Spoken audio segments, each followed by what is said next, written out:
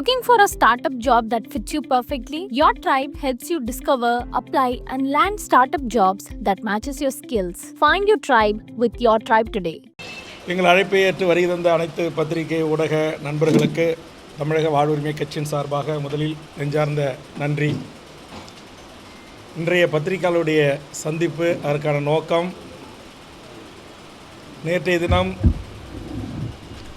என்னுடன் பிறந்த சகோதரர் திரு திருமாவளவன் அவர்கள் தைலாபுரம் தோட்டத்தில் மருத்துவர் ராமதாஸ் ஐயா அவர்களை சந்தித்தார்.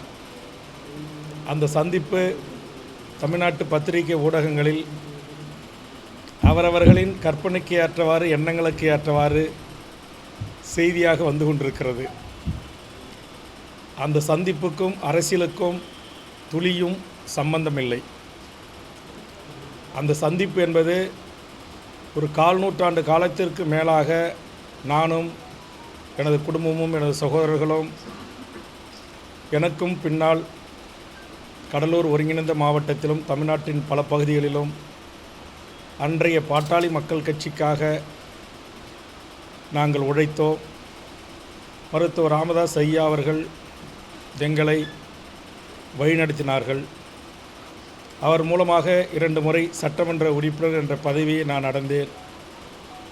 அரசு உறுதிமொழி குழு தலைவர் என்கிற பதவியை நான் வகித்தேன். மறைந்த மாண்புமிகு முதல்வர் கலைஞர், மறைந்த அம்மையார் ஜெயலலிதா போன்ற தமிழ்நாட்டின் ஆளுமைகளோடு நேரடியாக ஒரு பரிச்சயமும் பழக்கம் ஏற்படுவதற்கு காரணமாக இருந்தது பாட்டாளி மக்கள் கட்சி, மருத்துவர் ராமதாஸ் ஐயா. அந்த அடிப்படையில் தற்போது பாட்டாளி மக்கள் கட்சியில் மருத்துவர் ஐயா அவர்களுக்கும் டாக்டர் அன்புமணி ராமதாஸ் அவர்களுக்குமான ஒரு கருத்து முரண்பாடு ஏற்பட்டு வந்து அதில் மருத்துவர் ஐயா அவர்கள் மனம் வருந்தி பத்திரிகையாளர் சந்திப்பில் கண்ணீர் மல்கியதை கண்ட என் கட்சியினுடைய பல நிர்வாகிகளும் நானும் எனது சகோதரர்களும் வருத்தமடைந்தோம். சமூக நீதி தளத்தில் தமிழ்நாட்டில் தொடர்ந்து பணியாற்ற வேண்டிய ஒரு மாபெரும் அரசியல் இயக்கம் பாட்டாளி மக்கள் கட்சி. அந்த கட்சியில் இப்போது ஏற்பட்டிருக்கிற இந்த சிறு குழப்பங்கள் தீர வேண்டும் என்று மனதார நாங்கள் விரும்புகிறோம். அந்த அடிப்படையில் ஒரு மன வருத்தத்தில் இருந்த மருத்துவர் ஐயா அவர்களை என் சகோதரர் திருமாவளவன் அவர்கள் சந்தித்து, உங்களால் வளர்ந்தவர்கள், உங்களால் வளர்க்கப்பட்ட நாங்கள் இருக்கிறோம் ஐயா, கவலைப்படாதீர்கள் என்கிற ஒரு ஆறுதலை தெரிவித்து வந்திருக்கிறார். அவ்வளவுதான் இந்த சந்திப்பினுடைய காரணம். இதை தவிர வேறு ஒன்றும் இல்லை. அதே மாதிரி மருத்துவர் அன்புமணி ராமதாஸ் ஐயா அவர்களும் என்னை தொடர்பு கொண்டு ஏற்கனவே நடந்தவையாக இருக்கட்டும், இனி நடப்பவை நல்லதாக இருக்கட்டும் என்று என்னை அழைத்து தொலைபேசியிலே கடந்த காலங்களில் என் மீது சேறுவாரி பூசப்பட்டது, பல்வேறு குற்றச்சாட்டுகள் சுமத்தப்பட்டன, மருத்துவர் ஐயாவின் பெரும் தொகை பணத்தை எடுத்து சென்று விட்டேன் என்றும், மருத்துவர் அன்புமணி ராமதாஸ் சின்னையா கொடுத்து வைத்திருந்த சொத்தை, பணத்தை எடுத்து வந்து விட்டேன் என்று பல அவதூறுகள் கீழ்நிலையில் இருந்த தொண்டர்களால் எழுதப்பட்டன, பேசப்பட்டன. அவற்றுக்கெல்லாம் ஒரு முற்றுப்புள்ளி வைப்பது போல் மருத்துவர் ஐயா அவர்கள் தாயுள்ளத்தோடு நேற்று என் சகோதரருடன் பேசியிருக்கிறார். அதுபோன்று ஒரு அண்ணனாக அன்பு பாராட்டி கடந்த கால கசப்புக்களை மறந்து என்னோடு எப்போ வேண்டுமானாலும் நீங்கள் பேசலாம் என்று அனைத்து கட்சி கூட்டம் நடக்கின்ற போதும், என்எல்சிக்கான கூட்டம் நடந்த போதும், பல்வேறு பொது நிகழ்வுகளிலும் மருத்துவர் அன்புமணி ராமதாஸ் அவர்களும் என்னிடத்தில் வாஞ்சியோடு பேசியிருக்கிறார். ஆக ஒரு ஆரம்ப கட்டத்தில் ஒரு 1/4 நூற்றாண்டு காலத்திற்கு மேலாக உழைத்த ஒரு கட்சி நம்மை நீக்கிவிட்டதே, நம்முடைய உழைப்பை சுரண்டி கொண்டு நம்மை தூக்கி எறிந்து விட்டார்களே என்று ஆதங்கத்தில் நானும் மருத்துவர் ஐயா மீது, சின்ன ஐயா மீதும் கடுமையான விமர்சனங்களை முன்வைத்திருக்கிறேன். அதையெல்லாம் மருந்து போடுவது போல் நேற்றைய மருத்துவர் ஐயாவின் சந்திப்பும், மருத்துவர் அன்புமணி ராமதாஸ் அவர்கள் என்னோடு கடந்த காலங்களில் பேசியதும் ஆறுதல் அளிக்கிறது, மன நிம்மதி அளிக்கிறது. இந்த ஊடகத்தின் ஊடாக லட்சோப பாட்டாளி மக்கள் கட்சி தொண்டர்களுக்கும் வன்னியர் சங்க தொண்டர்களுக்கும் நான் தெரிவிப்பது, நான் எப்போதுமே பாட்டாளி மக்கள் கட்சியில் இருக்கின்ற வரையிலும் அந்த கட்சி மருத்துவர் ஐயா, மருத்துவர் சின்னையா, என்கிற அளவில்தான் என்னுடைய பணி அமைந்திருந்தது. தற்போது நான் களங்கமற்றவன், எதையும் அவர்களிடமிருந்து நான் எடுத்துக்கொள்ளவில்லை, அவர்களும் எனக்கு எதையும் தரவில்லை என்பதை மருத்துவர் ஐயாவினுடைய நேர்த்திய என் சகோதரருடன் கூடிய உரையாடலும், மருத்துவர் சின்னையா அன்புமணி ராமதாஸ் அவர்கள் என்னோடு பழமையை மறந்து என்னோடு பேசுவேலு என்று உரிமையாக என் தோளை தட்டியதும் என்னை கட்டிப்பிடித்ததும் ஒரு நல்ல ஆரோக்கியமான அரசியலுக்கு வழிவகுத்திருக்கிறது. அதனால்தான் இந்த சுமூகமான ஒரு சூழல் எட்டப்பட்டதிலிருந்து நான் மருத்துவர் ஐயாவையோ சின்னையாவையோ பாட்டாளி மக்கள் கட்சியோ வன்னியர் சங்கத்தையோ புரிதொரு எந்த ஒரு தலைவர்களையும் நான் விமர்சனம் செய்வதை தவிர்த்து கொண்டு ஒரு ஆரோக்கியமான சகோதர அரசியலுக்கு நான் வழிவிட்டு பணி செய்து கொண்டிருக்கிறேன். ஆக இந்த சூழலில் எங்களை வளர்த்தவர்களை சந்தித்தார்கள் என்ற ஒரே குற்றச்சாட்டுக்காக வேல்முருகன் பாமகவில் சேருகிறார் என்றும், பாமகவிற்கு அன்புமணிக்கு போட்டியாக ஐயாவோடு சேர்ந்து பயணிக்கப் போகிறார் என்றும் சில பத்திரிகை ஊடகங்கள் எழுதுகின்ற பேசுகின்ற அந்த செய்தி உண்மைக்கு மாறானவை. கும்மிடிப்பூண்டியிலிருந்து கன்னியாகுமரி வரை பல்லாயிரக்கணக்கான லட்சத்திற்கு மேற்பட்ட இளைஞர்கள் எனது தலைமையை ஏற்றுக்கொண்டு தமிழக வாழ்வுரிமை கட்சியில் அர்ப்பணிப்புணர்வோடு தமிழ் தேசிய அரசியலை செய்து வருகிறார்கள். அந்த அரசியல் தமிழக வாழ்வுரிமை கட்சி தமிழ்நாட்டில் செய்யும்.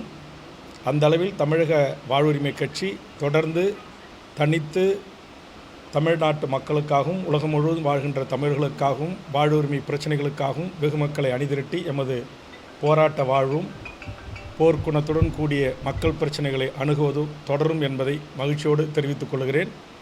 வருகின்ற செய்திகள் எல்லாம் கற்பனையான செய்திகள். பாமகவோடு தமிழக வாழ்வுரிமை கட்சி இணைப்பு என்கிற பேச்சுக்கு இடமில்லை. 1. 2, கடந்த 2 தினங்களுக்கு முன்பாக சேலத்தில் 500க்கும் மேற்பட்டவர் பல்வேறு கட்சிகளிலிருந்து விலகி எமது தமிழக வாழ்வுரிமை கட்சியில் இணைப்பு விழா ஒன்று நடைபெற்றது. அந்த இணைப்பு விழாவில் சுமார் 1.25 மணி நேரம் நான் பேசினேன். அந்த பேச்சில் தமிழ்நாட்டினுடைய பல்வேறு விடயங்களை குறித்து நான் பேசினேன். அது எல்லாம் பேசுபொருளாக மாறாமல் ஒரு உண்மைக்கு மாறான செய்தியை திரித்து வெளியிட்டு கொண்டிருக்கிறார்கள். அதாவது நடிகர் திரு விஜய் அவர்கள் கட்சி தொடங்கிய போது ஒரு தமிழனாக அந்த கட்சியை வரவேற்றுவன் நான். அதே நேரத்தில் அவர் ஒரு 10 ஆண்டு காலம் இந்த மண்ணுக்கும் மக்களுக்கும் தமிழ்நாட்டில் போராடுகின்ற ஜனநாயக சக்திகளோடு போராளி இயக்கங்களோடு அமைப்புகளோடு சேர்ந்து மக்களின் வாழ்வுரிமை பிரச்சனைகளுக்கு வீதிக்கு வந்து போராட வேண்டும், அதற்கு என்னுடைய முழு ஆதரவு உண்டு என்று தெரிவித்தவன். அதே திரு ரஜினிகாந்த் அவர்கள் அரசியலுக்கு வருகிறேன் என்று அறிவித்த போது அவரை மிக கடுமையாக நான் எதிர்த்தவன். பல்வேறு விடயங்களிலே அவருக்கு மிக கடுமையான விமர்சனங்களை முன்வைத்தவன். ஆனால் அதுபோன்ற எந்த ஒரு விமர்சனத்தையும் நான் திரு நடிகர் விஜய்க்கு வைக்கவில்லை. காரணம், அவர் ஒரு தமிழர், வரட்டும், மக்களுக்கு அரசியல் செய்யட்டும். ஆனால் எடுத்த உடனே நான் சட்டமன்றத்துக்கு தான் செல்வேன் என்கிற அந்த அறிவிப்பில் எனக்கு உடன்பாடு இல்லை. உள்ளூராட்சி தேர்தல்களில் நிற்கட்டும், நகரசபை தேர்தல்களில் நிற்கட்டும், சட்டமன்ற நாடாளுமன்ற தேர்தல்களை சந்திக்கட்டும், ஒரு 10 ஆண்டு காலம் இந்த மண்ணுக்கும் மக்களுக்கும் போராடட்டும். அதற்கு பிறகு வெகு மக்களிடத்திலே சென்று எனக்கு வாக்களியுங்கள் என்று கேளுங்கள். திரைத்துறையில் நடித்து முடித்துவிட்டு ஒரு கிட்டத்தட்ட ஒரு 30-35 ஆண்டு காலம் திரைத்துறையில் நடித்து தன் இளமை காலம் முழுவதும் பொருளீட்டி சம்பாதித்துவிட்டு தற்போது அரசியலுக்கு வருகிறீர்கள், வரவேற்கிறோம். ஆனால் வந்த உடனே நேராக நாங்கள் செயின் சார்ஜ் கோட்டைக்கு தான் போவோம்னு சொல்கிறீங்களே, ஏன் உள்ளூராட்சி நகராட்சி மாநகராட்சி பதவிகளுக்கு போக மாட்டிங்களா என்கிற அரசியல் ரீதியான விமர்சனங்களை நான் முன்வைத்திருக்கிறேன். ஆனால் சேலம் கூட்டத்தில் பல இளம் பெண்கள், பல கணவன் மனைவி தாய் தந்தையோர் போடுகிற பெண்கள், பல சினிமா நிகழ்ச்சிகளில் அல்லது தொலைக்காட்சி நிகழ்ச்சிகளில் சினிமா கதாநாயகர்களையே தங்களுக்கான அவதார புருஷர்களாக நினைத்து கொண்டு அவர்களை கட்டிப்பிடிப்பது, முத்தமிடுவது, பெற்ற தாய் தந்தையின் முன்னிலையில் அது போன்ற அநாகரிக செயல்களில் ஈடுபடுவது, பல்வேறு ஊடகங்கள் பத்திரிகைகள் பார்க்கின்ற போது அதுபோன்று ஈடுபடுவது ஏற்புடையதல்ல என்று சொல்லிவிட்டு பல நடிகர்களின் பெயர்களை வரிசைப்படுத்தி இவருடைய நடிப்பை பாராட்டுங்கள், அதை நீங்கள் ரசியுங்கள், அதை நான் வேண்டாம் என்று சொல்ல மாட்டேன். ஆனால் பெற்றோர்களாகிய நீங்கள் இதுபோன்று நீங்கள் பெற்று வளர்த்து ஆளாக்கிய குழந்தை செல்வங்களை, பெண்களை, குறிப்பாக பெண்களை நீங்கள் இதுபோன்ற அரிதாரம் பூசிய சினிமாக்காரர்களிடம் நீங்கள் அதிக அட்வான்டேஜ் எடுத்துக்கொள்வதற்கு அனுமதிக்கக்கூடாது. இது தமிழுடைய பண்பாடு அல்ல, நாகரிகம் அல்ல. நம்முடைய தமிழர்களுக்கென்று பண்பாடு இருக்கிறது, நாகரிகம் இருக்கிறது, தொன்மை இருக்கிறது. என்கிற அடிப்படையில் பல கருத்துக்களை கூறினேன். அதிலே சிலர் ஏற்கனவே வாழும் காமராஜர் என்றும் வருங்கால காமராஜர் என்றெல்லாம் விஜயை ஒப்பிட்டு பேசியதற்கு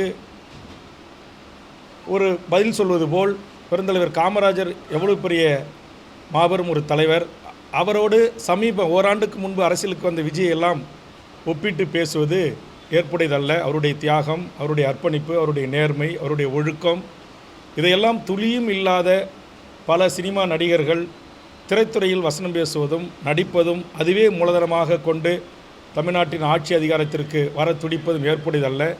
இந்த நாட்டில் எத்தனையோ மக்கள் இயக்கங்கள் இருக்கிறது, போராளி இயக்கங்கள் இருக்கிறார்கள், இந்த மண்ணுக்கும் மொழிக்கும் இனத்திற்கும் தன் வாழ்வை அர்ப்பணித்தவர்கள் இருக்கிறார்கள், 10 ஆண்டு 15 ஆண்டு சிறை சென்றவர்கள் இருக்கிறார்கள், தூக்கு தண்டனை வரையிலும் தமிழ்நாடு விடுதலைப்படை உள்ளிட்ட தமிழ் தேசிய இயக்கங்கள் சந்தித்தவர்கள் இருக்கிறார்கள்.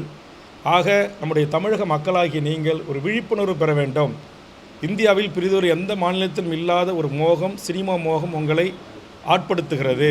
ஆதலால் என் தமிழ் சமூகம் விழிப்புணர்வு பெற்ற ஒரு சமூகமாக நீங்கள் இருக்க வேண்டும். கலையை கலையாக பார்க்க வேண்டும், நடிகரை நடிகராக பார்க்க வேண்டும். அவருடைய சிறந்த படங்களை பாராட்டுங்கள், ஊக்குவியுங்கள். அதை தவிர்த்து விட்டு பாலபிஷேகம் செய்வது, இன்றைக்கி எத்தனையோ மருத்துவமனைகளில் 1 லிட்டர் பால் இல்லாமல் குழந்தைகள் அவஸ்தைப்படுறாங்க. 1000 லிட்டரில் போய் பாலபிஷேகம் செய்வது, கட் அவுட்டுக்கு பாலபிஷேகம் செய்வது, இது போன்ற மோசமான பண்பாட்டு சீரழிவுகளை செய்யாதீர்கள். இது தமிழ் சமூகத்தினுடைய மரபில் இல்லாத ஒரு விடயத்தை இங்கே சினிமா துறையில் புகுத்துகிறீர்கள். இது புகுத்தாதீர்கள். இது நம்முடைய பண்பாட்டு விடயங்களுக்கும் கலாச்சார நாகரிக விடயங்களுக்கும் எதிரானது என்று ஒரு அரசியல் கட்சி தலைவனாய், ஒரு 40 ஆண்டு காலம் பொது வாழ்வில் இருக்கக்கூடிய ஒருவனாய், என் கட்சியினர் என் முன்னால் அமர்ந்திருக்கக்கூடியவர்களுக்கு, புதியதாக வந்தவர்களுக்கு நான் யார், என்னுடைய கடந்து வந்த பாதை என்ன, தமிழ்ச்சமூகம் எப்படிப்பட்ட தமிழ்ச்சமூகம், இது போன்று கட் அவுட்டு கலாச்சாரம், மண்சோறு சாப்பிட்றது, வேப்பிலை அரிஞ்சிக்கிறது, அம்மனமாக உடையை தவிர்த்துட்டு 100 நாள் படம் ஓடணுங்கிறதுக்காக திருப்பதிக்கு இங்கேருந்து பாத யாத்திரை போகிறது, உருண்டு பிறண்டு பழனி முருகன் கோயிலுக்கு போகிறது, இதெல்லாம் வேண்டாம். உங்களை பெற்று வளர்த்து ஆளாக்கிய தாய் தந்தருக்கு உங்களுடைய பிறந்த நாளில் என்றைக்காவது போய் அவர்கள் காலை தொட்டு வணங்கி வாழ்த்து பெற்றிருக்கிறீர்களா? ஆனால் எதுக்கு நீங்கள் பாலாபிஷேகம் செய்கிறீங்க? எதுக்கு ஒரு சினிமா நடிகருக்காக இப்படி நான் விடிய கிளம்புற 3 மணிக்கு வந்தேன், நேற்று முதல் நாளே வந்தேன், என் தலைவனை பார்க்க காத்திருக்கிறேன், நான் தவம் கிடக்கிறேன், அவரை பார்த்து அவர் அப்படியே நேராக அவரை கட்டிப்பிடிச்சு ஒரு முத்தம் கொடுத்தா போதும், என்னுடைய வாழ்நாள் பயனை நான் அடைந்து விட்டேன் என்று பத்திரிகை ஊடகங்களில், தொலைக்காட்சி விவாதங்களிலே சில பெண்கள் பேசுகிறார்கள். அப்படி பேசுவதை அனுமதிக்கக்கூடாது. இது நம்முடைய பண்பாடு இல்லை, கலாச்சாரம் இல்லை. இதை பெற்றோர்கள் அனுமதிக்கக்கூடாது. இப்படி செய்கின்றவர்களை நான் கடுமையாக கண்டித்து நான் பேசினேன். ஆனால் இதற்கு ஒரு மணி நேரம் 40 நிமிடம் என்னுடைய உரையை முழுவதுமாக கேட்காத சில அறகுறை வேக்காடுகள், எங்கள் தளபதியை பற்றி பேசிவிட்டாய், நீங்கள் உடனடியாக மன்னிப்பு கேட்க வேண்டும் என்று கூக்குரலிடுவது, அறிக்கையிடுவதெல்லாம் இங்கு வேண்டாம். ரொம்ப நாகரிகத்தோடு சொல்கிறேன். நான் நேரடியாக அரசியல் களத்திற்கு வரவில்லை.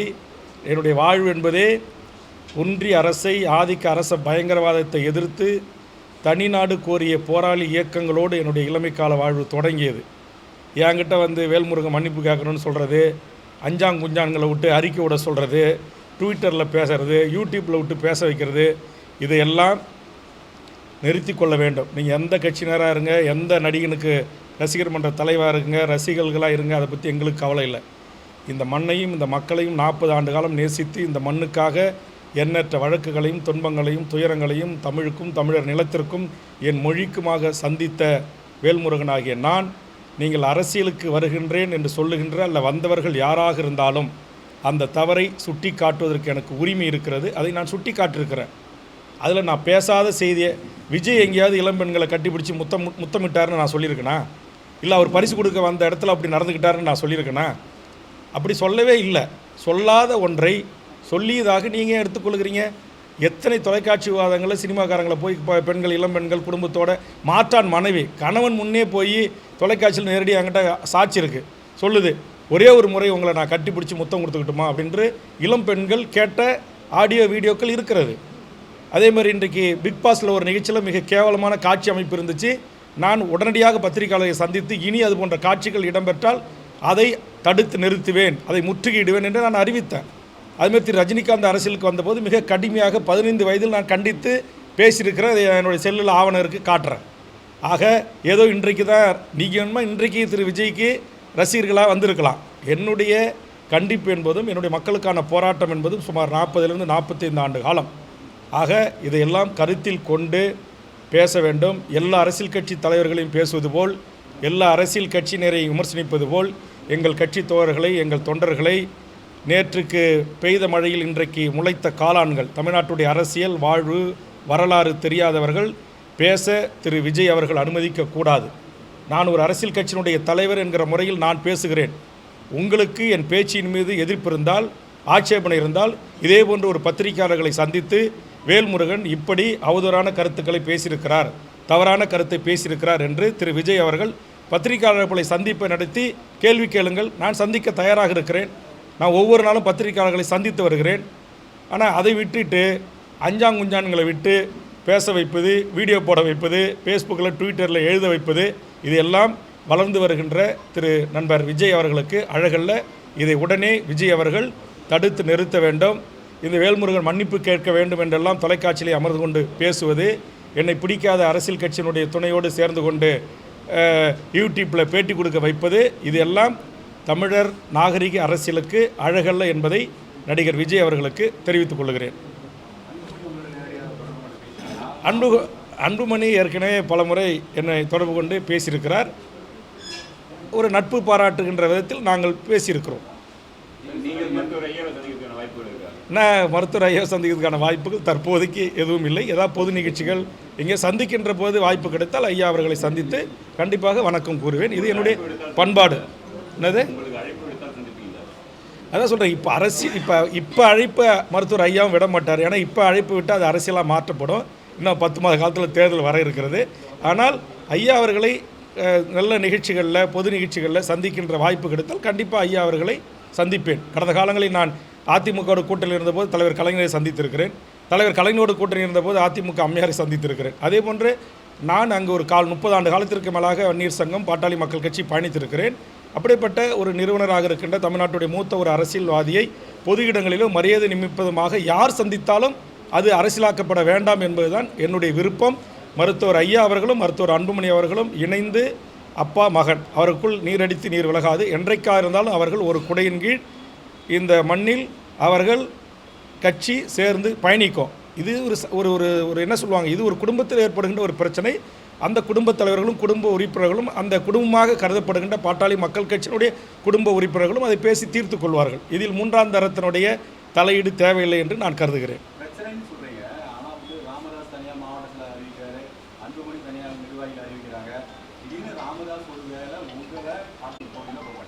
இல்லை, நான் சொல்கிறேன், நான் தமிழ்நாடு முழுக்க கட்டமைப்புகளை உருவாக்கி தமிழ்நாட்டின் பிரிக்கப்பட்ட வருவாய் மாவட்டங்கள் அத்தனையிலும் இன்றைக்கு கட்சி கட்டமைப்பு உருவாக்கி என்னுடைய கட்சி மிக வேகமாக வளர்ந்து வருகிறது.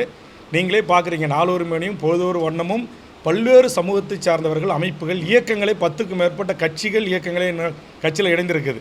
ஆக என்னை தலைவராக ஏற்றுக்கொண்டு ஒரு பெரும் தமிழ் சமூகத்தின் கூட்டம் எனக்கு பின்னால் அணிவகுத்து நிற்கின்ற போது நான் திரும்பவும் பாட்டாளி மக்கள் கட்சியில் சேர்ந்து பயணிப்பதற்கு வாய்ப்பு இல்லைன்னு சொல்லிட்டேன்.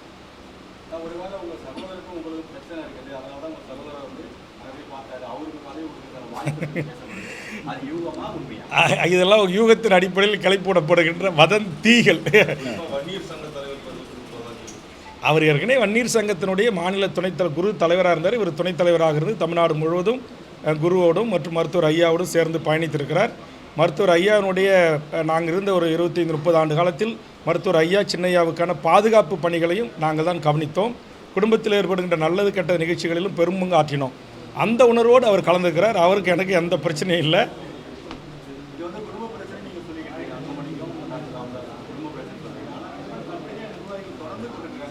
அது ஒரு அரசியல் கட்சியில் ஒரு சின்ன முரண்பாடுகள், கருத்து முரண்பாடுகள் குடும்பத்துக்குள்ளே, அப்பா மகனுக்குள்ளே இயல்பாக ஏற்படுவது தான். இது நான் தான் சொல்கிறேன், இது நீடிக்கிறதுக்கு வாய்ப்பு இல்லை. இது இன்றைக்கி கூட மருத்துவர் அன்புமணி ராமதாஸ் அவர்கள் மருத்துவர் ஐயாவை இன்றைக்கி தைலாபுரத்தில் சந்திச்சுட்டு போயிருக்கிறாரு. அதனால் இது எனக்கு தெரிந்து சட்டமன்ற தேர்தலுக்குள்ளே இது ஒரு சுமூகமான ஒரு முடிவு எட்டப்பட்டு பாட்டாளி மக்கள் கட்சி ஒரே குடையின் கீழ் கண்டிப்பாக தேர்தலை சந்திக்கும். அது அப்படி சந்திப்பது தான் தமிழ்நாட்டு மக்களுக்கும் தமிழ்நாட்டில் இருக்கிற எம்பிசி ஓபிசி மக்களுக்கும் நன்மை பயக்கும். ஏன்னா அது ஒரு மாபெரும் ஒரு சமூக நீதி தளத்திலிருந்து உருவான ஒரு கட்சி. அந்த கட்சி அப்பா ஒரு பக்கம், மகன் ஒரு பக்கம் பிரிவதை ஐயாவும் விரும்ப மாட்டார், மருத்துவர் அன்புமணி ராமதாஸும் விரும்ப மாட்டார். அந்த கட்சியினுடைய பெரும்பான்மை தொண்டர்களும் அதை விரும்பவில்லை.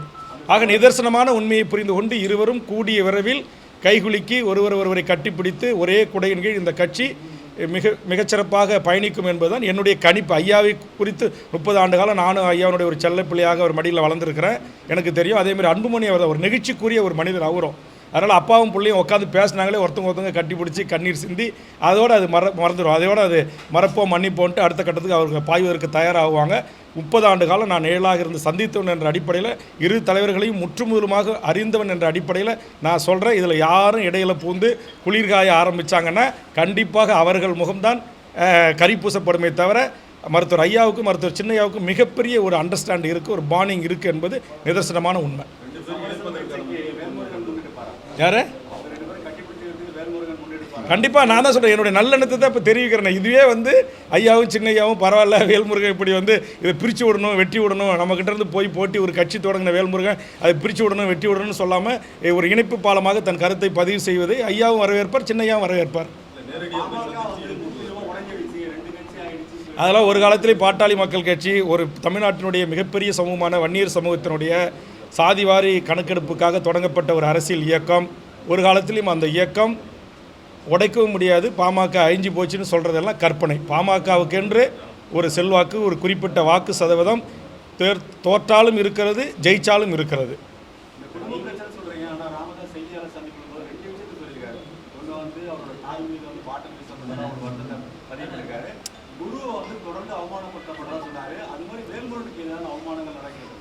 எனக்கு அவமானம் ஒரு கருத்து ரீதியான கட்சி விட்டு விளக்கம் கேட்காம நீக்கிட்டானுங்கிற அந்த அவமானம் தான். அப்புறம் என் மீது அவதூறு பேசப்பட்டது. அந்த அவதூறு இல்லை என்பது இப்போ மருத்துவர் ஐயாவினுடைய என் சகோதரருடைய நேர்த்திய சந்திப்பின் மூலம் அது இல்லைன்னு ஆகிப்போச்சு. சின்னையா என்னை அழைச்சி அவரே என்னை கட்டிப்பிடிச்சி, ஏன்பா நீ முறுக்கிட்டு போகிற, பழசெல்லாம் மறந்துடு, பழசு ஏதோ கோவத்தில் ஆதங்கத்தில் பேசிட்டேன் அப்படின்னு சொல்லி அவரே எனக்கு அந்த ஆறுதலை தெரிவித்து விட்டார். அதனால் அது முடிஞ்சு போச்சு. நன்றி, வணக்கம்.